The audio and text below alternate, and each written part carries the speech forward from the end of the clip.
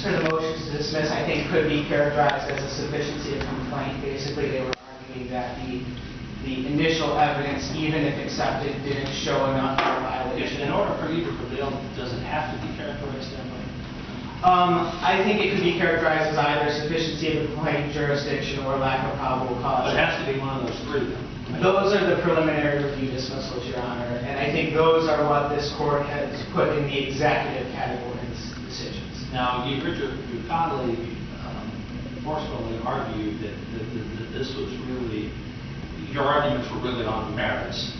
That you didn't say anything about sufficiency of the complaint or probable cause in your motion. What's your response to that? I do want to just be clear about that. I am representing the Ohio Elections Commission. Oh, I'm sorry. I'll leave it. That's true, and frankly, do you use all 15 minutes, Mr. Casey's attorney is just out of time. So okay. You guys allocate however you've allocated it. Because we've gone out of our way to allow him to have representation here, although technically he's probably not a party. And just for the court's knowledge, my original intent was to use 10 minutes at the time. Okay. But and I apologize, I jumped in so quickly because I'm so focused on this issue that, so my apologies. I should have let you at least say who you're representing. Absolutely, Your Honor. Zachary Keller on behalf of the Ohio Elections Commission. And from the Commission's perspective, this is a limited appeal about jurisdiction.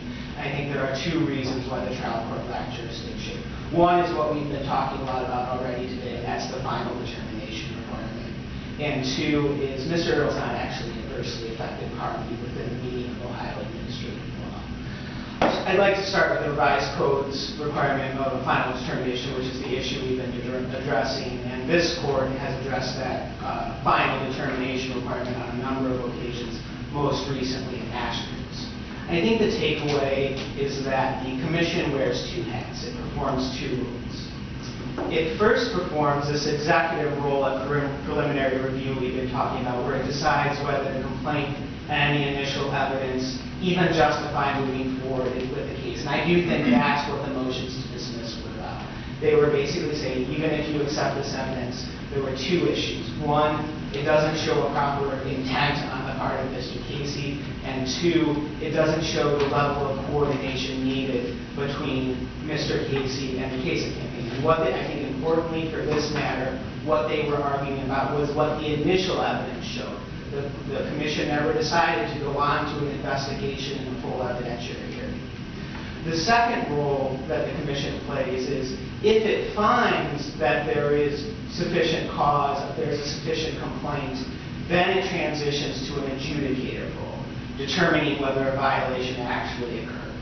And for jurisdictional purposes, adjudications are final appealable determinations, whereas the executive decisions are not. And this court has repeatedly held that preliminary review stage dismissals, and I don't think it matters whether it's sufficiency of complaint or probable cause. If you look at paragraph 10 of the 2002 common cause decision, it says at that preliminary review stage, the Commission is acting in an executive role. One sort of problematic thing I noticed in reading the code, it seems to suggest that at the preliminary review stage, the full Commission can adjudicate the merits. Under certain options. Now arguably that, of course, your colleague is saying that's what happened here, and of course you guys are saying it's not what happened here. But what seems odd to me is that they are under the code empowered to do so under that, I think it was subsection E, little e. Yet your argument, I take it, would be that even if they did that at the preliminary stage, they couldn't appeal from that, and that seems odd to me. I disagree that that's the Commission's position. Okay. I think at the preliminary review stage, Mr. Earl is certainly correct that the Commission has a number of options, and taking some of those paths might lead to a final determination. Certainly, sometimes... So just because it was done at the preliminary review stage, you're not saying you could never appeal it? Not never, Your Honor, and I would say a lot of the cases that come before the preliminary, or before the Commission on preliminary review, there's no real dispute about the evidence, and if it meets a violation, they will find a violation at that stage. But here, as your questions earlier to Mr. Baum reflected, we know what option the Commission chose. The Commission chose to dismiss. So if you go back to that same portion of the code, we know there were only one of three reasons that dismissal could have been sufficiency of the complaint, jurisdiction, or lack of probable cause. And we might be able to quibble about whether this was a sufficiency of complaint or probable cause, but under this court's case law, including Billis, Common Cause, Ashurst, Robinson, none of those are actually appealable.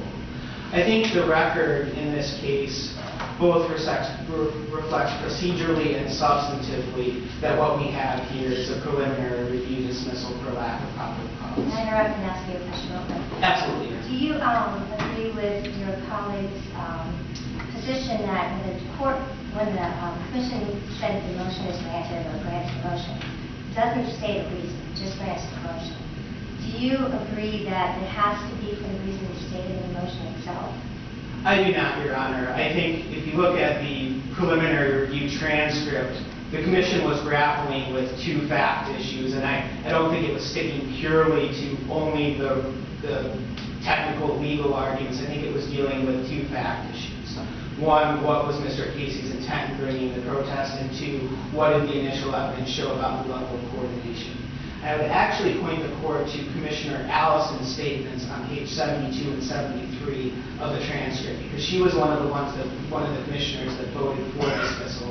And what she's saying there, and I've got it in front of me, she's saying, I'm looking at this initial evidence you presented, and her words are, and I don't see anything in here. And what she means is she did not see the level of active participation on the part of the Casey campaign required for a in-kind contribution. And while she might not have used the term of art, probable cause, that reflects probable cause reason. What she's saying is, I've reviewed the initial evidence, and I don't see a reason to believe that a violation actually occurred. I'd point the court to this court's decisions in Robinson and Ashurst for the idea that the commission is not required to use magic words in dismissing a complaint upon preliminary review. Both of those cases involve the finding of simply, quote-unquote, no violation. And this court held that those findings at the preliminary review stage were the equivalent of a probable cause finding. I would argue, if anything, we are further away in this case from a final determination, because here the commission did not, in both Robinson and Ashurst, the commission went a step further and actually received testimony at its preliminary review. And Robinson did not recognize that sort of blurred the line between a preliminary review and a full evidentiary hearing. Whereas here, we don't have that problem. The commission didn't go that far. It just heard argument on the initial motions. I do want to make sure, within my time that I get in, 2 minutes. In addition to the final determination requirement, I think that this Mr. Earl's jurisdiction also fails on the adversely affected party requirement. It's in the same provision of Ohio Revised Code. This court's case law has tended to focus on the final determination requirement, but I actually think the party requirement might be the easiest path to affirming here.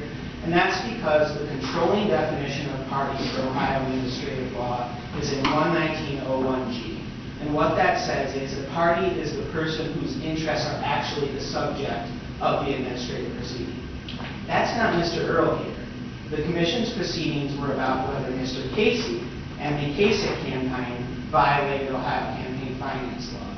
Mr. Earl's role was that of a complainant seeking that another person be sanctioned. And this court's decisions in the Barron case and in the same case that we've cited in our brief made clear that that status is not enough to confer with it a right to appeal. If Mr. Casey did all his coordinating with the Ohio Republican Party as opposed to the Kasich campaign, do we have a violation in this situation or not? I don't think so, Your Honor, but I also think Judge Klatt's question to Mr. Brown is correct. We're just not asking at this point whether the commission's decision was right or wrong. We're only here on jurisdiction. So what matters really more is the nature of the dismissal. Was this an executive decision? Well, if the commission viewed all the coordinating having been done with the party, and that's not the person who should have declared it, then it ties into the no probable cause part of this. Certainly, Your Honor. Which is part of why I asked. No, absolutely, Your Honor, and it's relevant to the probable cause. I will admit I haven't researched what the Ohio Republican Party's responsibilities would be under campaign finance law, but certainly if it's just a coordination between Mr. Casey and the Ohio Republican Party, I can't see any reason for imposing liability directly on the Casey. $300,000 from the Ohio Republican Party sounds a little like be coordinated with the Ohio Republican Party, but that's different. That's different from the issue. Absolutely, Your Honor. I think that's correct. Returning very briefly to the... Very briefly, because you're past 10 minutes now. Administrative appeals are a creature of statute. Here we have two statutory shortcomings on the part of Mr. Earl. The trial court was correct to dismiss, and this court should affirm. Thank you very much. Thank you, Mr. Tiggett.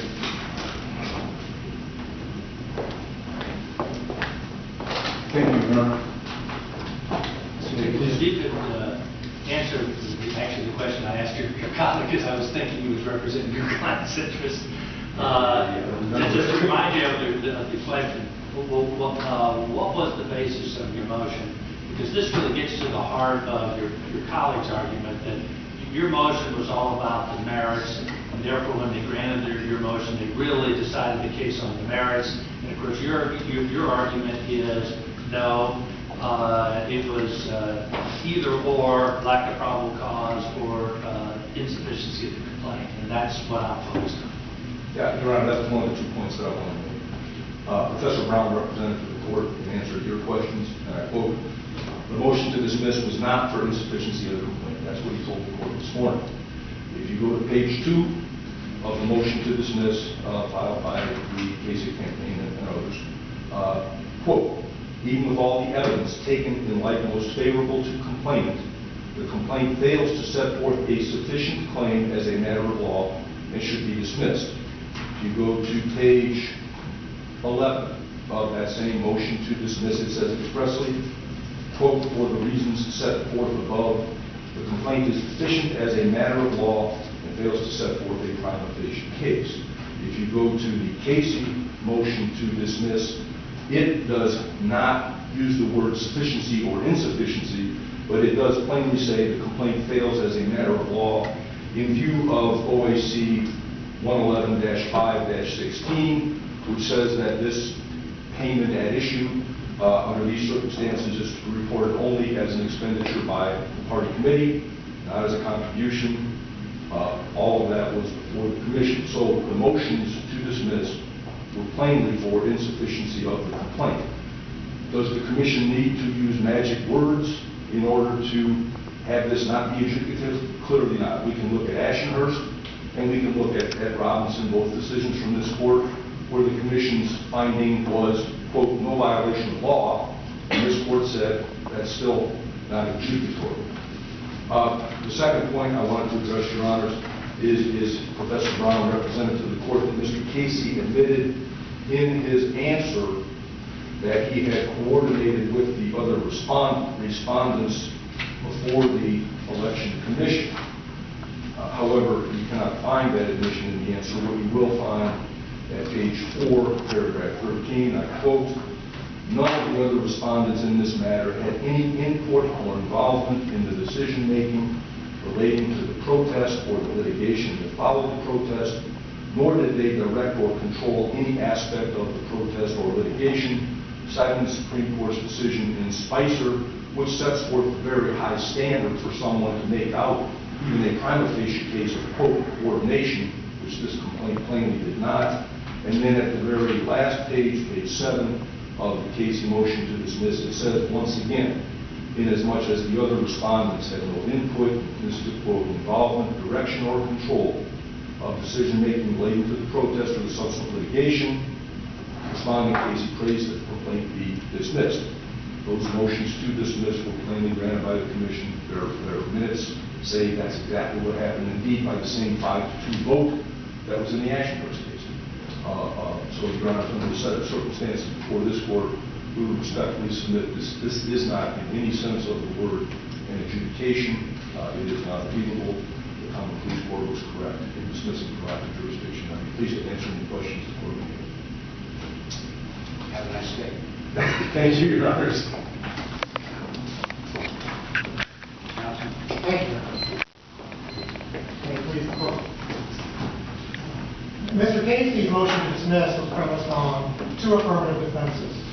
First, he argued the First Amendment somehow protected his activity.